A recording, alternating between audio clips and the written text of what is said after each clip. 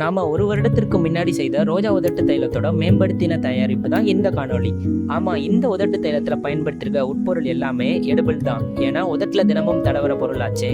சிவப்பு நிறத்திற்காக ரோஜா பூக்கள், செம்பருத்தம்பூ, செம்புளிச்சம்பூ மற்றும் மேம்பாலப்பட்டை ஆகிய 4 தாவர மூலப்பொருட்களில் கலவையில இருந்து ஊற வைத்து இயற்கையான எண்ணெய் வடித்து அதனோட தேன்மெழுகு அறுவடை செய்து வடிகட்டி சுத்தம் செய்து இயற்கையான நிறம் ஏற்றப்பட்ட இந்த எண்ணெயோட மெழுக உருக்கி இந்த ரோஜா உதட்டு தைலம் செய்கிறோம். வெறும் எண்ணெய் மற்றும் மெழுகின் கலவையில செய்யறதால எந்தவித பதப்படுத்திகளோ தேவைப்படாது.